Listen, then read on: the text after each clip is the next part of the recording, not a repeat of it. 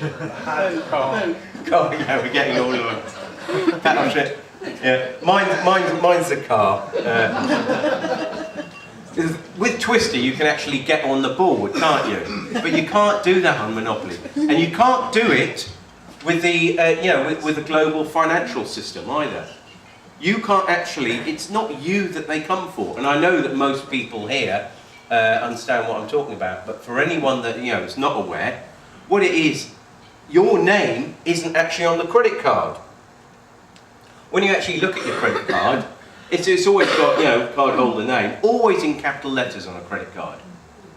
Has anyone got a credit card, and you can get them out if you want, with your name not in capital letters? No. If you have, I'll give you 50 quid for it.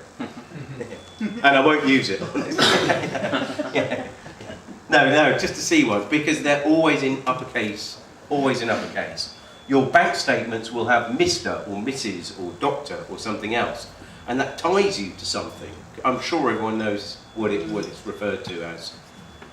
Someone tell me. Legal person. It's the person. It's the legal person. It's a straw man. Okay. So as I say, I'm running through this. I'm sure most people are totally aware of this. And you have an authorised signature on the back. Well, who are you authorising? You're authorising your person. Okay, which is, for anyone that's not sure, it's basically a legal fiction. It's like a company. Okay, it's a legal fiction. So what they are doing, they cannot contract with you because they're a corporation. Your bank is a legal fiction. It doesn't exist. It's lots of people working together pretending to be in law, a legal fiction. Well, you can't contract with a legal fiction. But there's a lovely, I think there's a lovely little video. But yeah, there we go. As a human being, you cannot contract with a fictitious entity, a straw man or a company. It's the same thing. And it's also known as the person. Therefore, your contract with the bank is void. So, but excellent little, this is a little excerpt from a lovely little...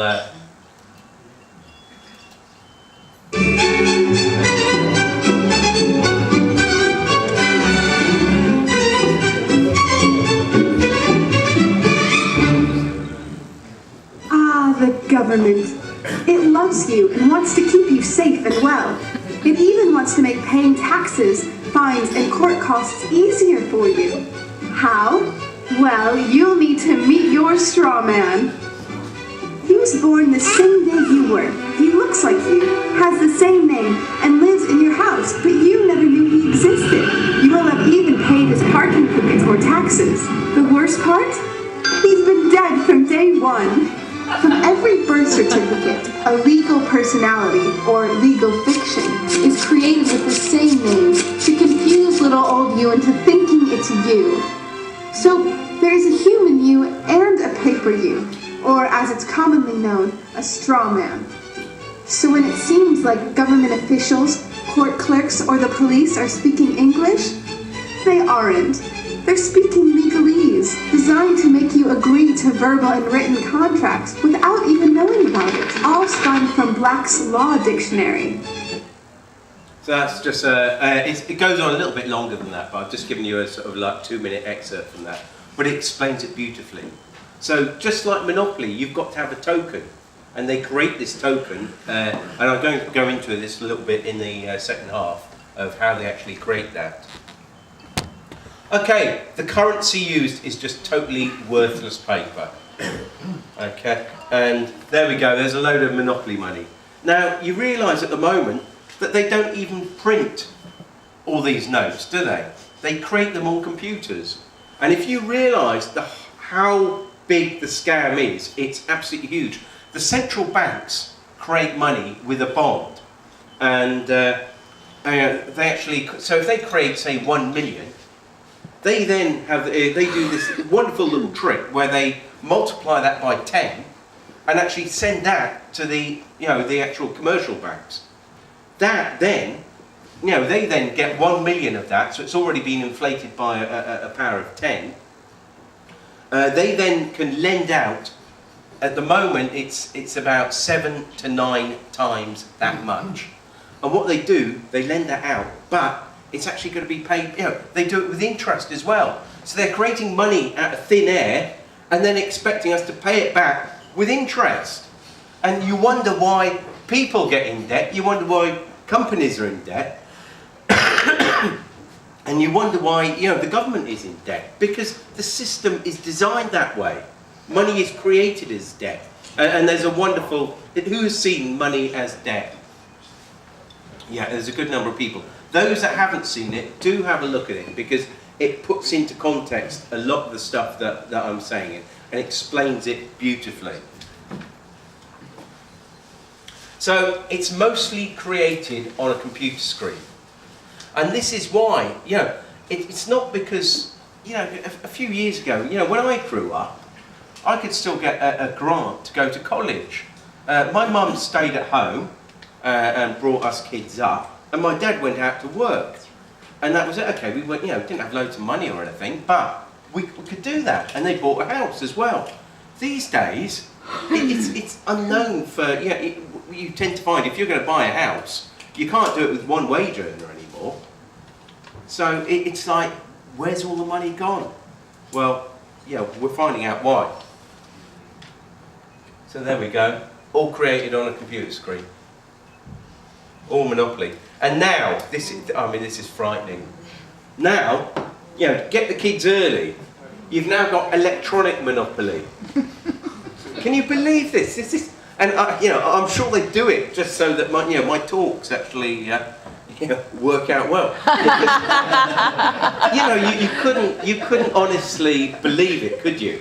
The whole point of Monopoly, if you do like playing Monopoly, is that you end up with all these notes. And it's always nice to have a wad of notes. Whether it's not real, is it? But it always makes you feel better if you've got a big wad of notes. Now, all you got here is a calculator and some plastic cards. And this is aimed at our children.